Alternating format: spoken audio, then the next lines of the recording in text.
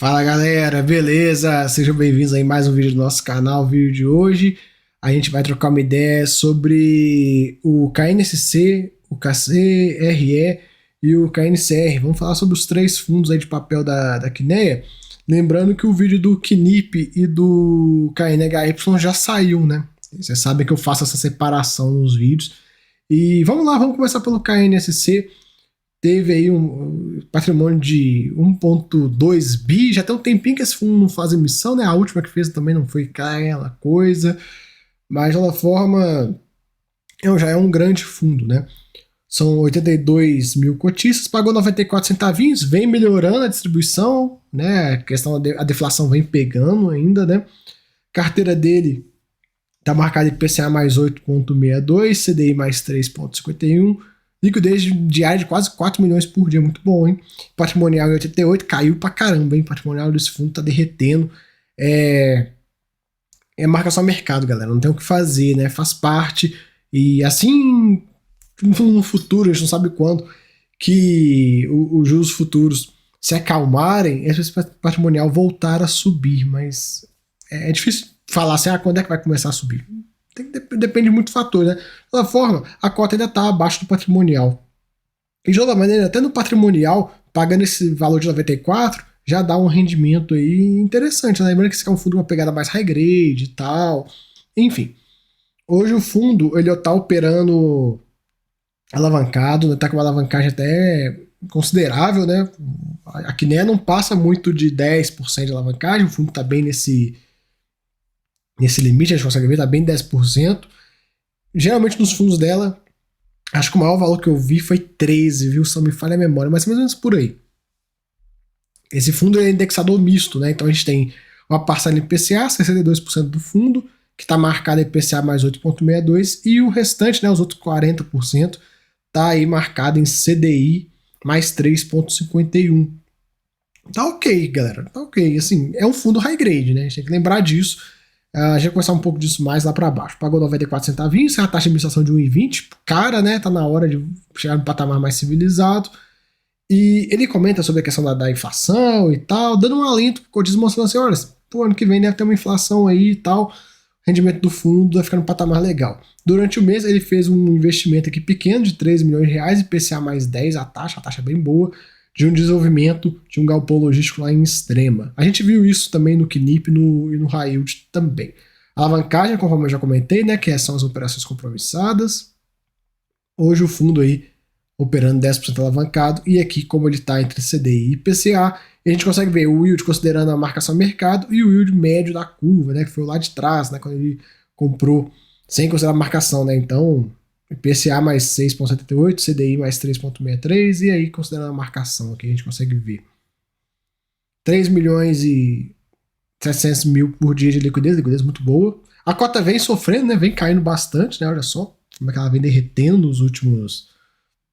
no último ano, muito por conta que a gente estava... O que aconteceu, né, até legal a gente comentar disso, por que o fundo está nesse valor? Primeiro ponto, deflação.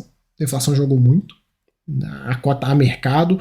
E por que o patrimonial saiu lá de R$95, chegou a bater quase 100 e agora o patrimonial está em R$88? O que aconteceu?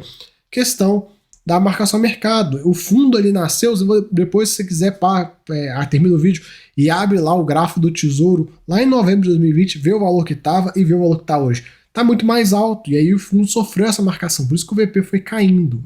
Esse é um movimento que acontece nos fundos de papel, que é o seguinte: a NTNB, né, o Tesouro, o IPCA 2035, que é o de referência, mais ou menos, né? A grande maioria usa de 2035, 2030, vai depender aí de cada administrador.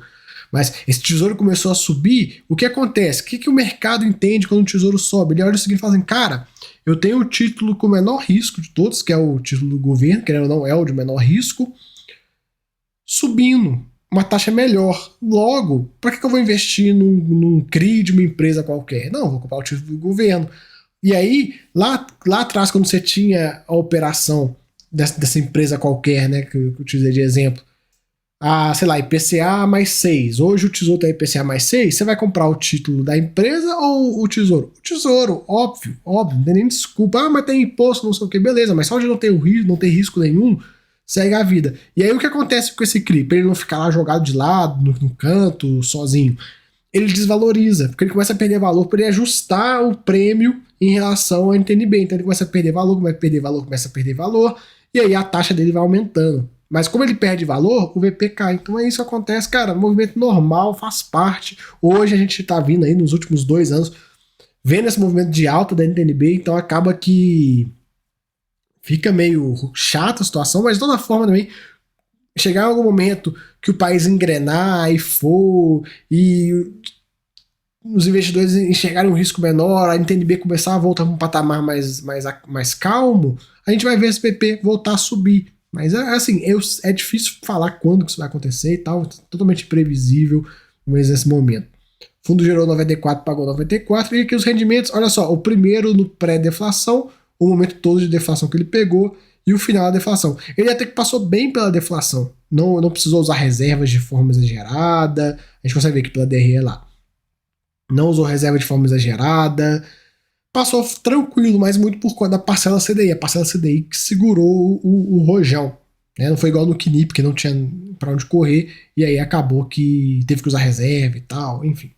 Que a carteira dele, bem diversificada, né? Bem a cara da Kinea, essa carteira aqui, a gente consegue ver. E é isso, não teve nenhum acontecimento no mês dos acompanhamentos dos ativos. Vamos passar para o KNCR, depois a gente volta e finaliza pelo o que ele acredita. KNCR, um dos grandes fundos que a gente tem aí, quase 6 bi de patrimônio, patrimonial dele está a 100 esse fundo, ligeiramente abaixo do patrimonial, quem diria. 183 mil cotistas, pagou 1,20 nessa última. Ele vinha pagando 1,10, 1,10, 1,10, no final de semestre ele pagou essa de 1,20. E a carteira dele, CDI mais 2,5. Lembrando que esse aqui ele é um fundo extremamente high grade, extremamente defensivo. Então, por isso que essa taxa. Eu sei que você vai olhar e falar assim, não, mas que taxa meia boca e tal. De fato, não é uma das melhores, mas é por conta do perfil dele. Ele é um fundo defensivão.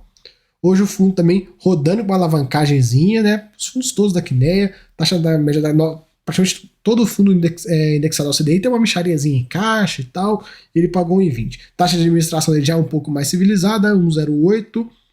E ele coloca, né, o nível atual da taxa Selic beneficia diretamente a rentabilidade do fundo. Galera, aquela coisa. Hoje a gente vê uma guerra de braço entre governo e Banco Central no que tange a Selic, né? O governo quer que baixa, o Banco Central está segurando para controlar a inflação, e a gente não sabe, ainda não tem uma sinalização clara de para onde que vai, se vai ter corte, se não vai. Você pegar notícias aí de grandes casas e tal, tem gente que joga a Selic em 16, tem gente que já acha que pode cair, então tá muito indefinido ainda. Tá muito cedo ainda para falar se a Selic vai subir, descer ou ficar nesse patamar atual, né? É igual aquela notícia, não sei se vocês lembram, uma notícia famosa que saiu aí no jornal um tempo atrás, que o dólar podia subir, cair e ficar no patamar. Então, é isso que a gente tem agora, né? Qualquer um dos cenários. Ele fez um novo investimento, 107 milhões nesse Torre Sucupira, a gente consegue ver aqui, a operação lá em São Paulo, ativo AAA, enfim, alto nível. Hoje o fundo rodando com uma alavancagem de praticamente 7%, né? CDI mais 2,5, foco maior em CDI. O que não está em CDI está em caixa, né? Essa LCI aqui que a gente consegue ver. Liquidez dele é muito boa, tem nem o que falar. Vamos seguindo. Gerou 1,24, pagou 1,20, ficou com 4 no bolso. E aqui a gente consegue ver, olha só como é que o fundo veio subindo o patamar de distribuição conforme a Selic foi aumentando, né? Então, um patamar bem legal, 1,10 aí, nesse último mês 1,20, e a gente vai acompanhando, né, para onde é que vai. E aqui a carteira dele também gigante, ultra diversificada, tem nem o que falar. No mês tivemos 2 eventos, a gente já viu esse Almeida Júnior lá no vídeo do KNIP do Ken High Yield, só uma renegociaçãozinha, nada de demais, e nesse BR Malls foi uma assembleia para aprovar a fusão, né, da BR Malls com a Aliança Sonai, que tem que fazer isso dentro do CRI e tal, enfim, só isso. E aqui as operações, tá? Não tem nenhuma fotinha nem nada, só pra gente ver. Vamos aqui pro que nem acredita pra gente finalizar. É o menor deles, né? 350 milhões de patrimônio, pagou 61 centavinhos. Lembrando que esse fundo, por mais que grande parte da papelada já passou a deflação, esse fundo ainda tá sofrendo deflação. O atraso dele é de 3 meses, não de 2, igual é a grande maioria do mercado. Então, ele ainda tá sofrendo com a deflação. Patrimonial dele 97,92, 4 mil cotistas, bem pequenininho. IPCA mais 8, a gente tem uma taxa muito boa. O fundo hoje alavancado também e está operando com um deságio de praticamente 10% patrimonial. Isso faz com que a cota dele, né, esse valor de cota que está comprando, dê um resultado líquido de IPCA mais 10,11. Cara, uma altíssima taxa. E quem quiser conferir esses valores, tá aqui, ó, esse hiperlink, cota diária. Você entra no site, tem uma tabelinha que tem lá os valores e tal, você consegue ver quanto que o fundo está rendendo em relação à cotação atual, consegue ver o VP atualizado no dia, bem legal. E cara, é um nível assim absurdo de retorno. Se você pensar que o fundo lá atrás foi planejado para ser algo próximo de PCA mais 8,3, é o que eu falo com vocês. Quando vocês compram um fundo, quando a gente compra, né, um fundo de papel muito abaixo do VP, é como se a gente estivesse injetando um anabolizante nele.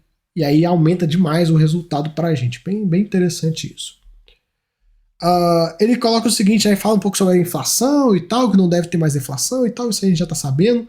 E o seguinte, que é a grande diferença desse fundo, que a variação do IPCA dele reflete ao segundo e ao terceiro mês, super diferente, né? Ele foge à regra dos outros fundos da Kinea. Então, nesse mês ele ainda teve uma deflação e uma inflação. A próxima renda dele deve ser 2 inflações. E aí ele já pagou aqui 61 centavos, já deve vir algo bem próximo de R$1. Bem legal, né? Ele também tá com alavancagem de 9% do PL, a gente vai acompanhando, e tem o acompanhamento da carteira dele, né? A gente sabe que ele é um fundo focado em home equity, e ele traz todo o acompanhamento pra gente. Hoje a carteira tá tendo um fluxo, a diferença entre o recebido e o esperado de 2,8 vezes. Isso é normal de operação de home equity, né? Desses empréstimos que o cara bota o imóvel em garantia. O cara paga muito rápido, ele quer se livrar do empréstimo logo, então tem essa forte amortização. Ele comenta, né, sobre o cenário macro desafiador, porém o fundo está tudo sob controle e o fundo ainda tem uma pulverização regional interessante. Aqui, como está a carteira dele, é um foco maior em PCA. Tem uma operaçãozinha em CDI, e que é a mesma que está em subordinada, que é a questão da MRV. Não é nem créditos, é uma operação que eles colocaram aí dentro do fundo, fugindo um pouco do perfil, mas, enfim, é isso aí. E é o único fundo aqui nesse, não me falha a memória, que tem operação subordinada. Liquidez é horrível, né? 400 mil por dia, mas é pro tamanho do fundo. E o fundo teve resultado de 61, pagou 61. Aqui, ó, a gente consegue ver que ele ainda está sofrendo com a deflação. Nós estamos no meio do ciclo. Do meio para o final, né? No próximo mês já vai estar livre aí da deflação. Aqui um pouco sobre as operações, ele coloca aqui os dados. Ticket médio das operações dele de R$200 mil e o LTV médio de 47%. O que é isso? O imóvel que o cara pegou em garantia vale algo próximo de 400, que o fundo pegou em garantia, né? Que o cara colocou em garantia para o empréstimo, vale algo próximo de R$400 mil. Então eu te empresto. Eu quero um imóvel de garantia de 400 mil, eu te presto 200. Se você me der o calote, eu tenho um imóvel de 400 aqui para eu executar e resolver o problema. Como eu comentei com vocês, é daquele forte fluxo que tem de amortização, vários contratos vão sendo quitados. E olha só, já tem 15% quitado, né, nos últimos meses. Olha como é que foi crescendo forte. Por quê? Porque o povo paga logo, o cara pega o empréstimo, mas ele quer se livrar do empréstimo o mais rápido possível. Aqui a questão do ticket médio e o LTV médio. Usado da carteira, né, o índice de cobertura, tem patamares legal. Ele deu uma embarrigada, mas já voltou, né, a subir. E o da mezanino, praticamente estabilizado, estável em 1, né? E o fluxo de recebíveis, conforme a gente já viu, tá indo super, super bem. A inadimplência é super baixa, super baixa. E aqui, as operações, é tudo Creditas, é uma parceria que a Kinea fez com a Creditas para ter essas operações, mas eu já expliquei em outros vídeos, só pra gente ganhar tempo, não é aquela coisa tipo, é a Creditas, já vi algumas pessoas comentando, a Creditas tá falindo e tal, tá indo mal das pernas, já vi pessoas comentando sobre isso, porém, dane-se a Creditas, não importa, não é a Creditas que tá pagando o CRI, quem tá pagando o CRI são as pessoas físicas que pegam esses contratos. Então o que a Creditas fez? Né, ela pegou um monte de contrato que ela tinha de empréstimo, ela empacotou esse contrato em vários CRIs e vendeu esses CRIs no mercado. E aí quem paga o CRI? É essa galera aqui, essa turma. Mas então a Credita tá desovando coisa no fundo e tal, crédito os caras não vai receber, tá desovando no fundo para pegar o dinheiro e ir embora, né, malandrona? Não. Por que que não? Para ter um alinhamento entre fundo e Credita, um alinhamento de interesse, o que acontece? esses CRIs são divididos em 3 séries, sendo que a sênior e o mezanino fica com fundo e a série júnior, a subordinada, fica acreditas. Então, se a acredita chegar e falar assim, eu vou dar uma de malandra aqui, vou desovar nesse fundo imobiliário, ela vai se ferrar primeiro. Por quê? Porque a série júnior tá nela, ela tem a série júnior. Então, ela vai se ferrar nessa história. Então, galera, é isso. Já expliquei, eu já vi algumas pessoas preocupadas, acredita mal das pernas e tal, será que vai ferrar o fundo? Não, o fundo não tem nada a ver. Quem tá pagando não é acreditas, são os contratos de home equity que foram empacotados. Já expliquei isso todo mês eu explico isso, mas todo mês ainda eu vejo gente, até no próprio grupo do Telegram, perguntando isso. Então, pô, vocês têm que assistir o vídeo, né, galera? Senão vocês ficam criando risco e preocupação onde não existe. Enfim, é isso aí, mais um vídeo aí desse combo, espero que tenham gostado. Se gostou, se inscreve no canal aí, dá o like aí, galera, ajuda aí, valeu!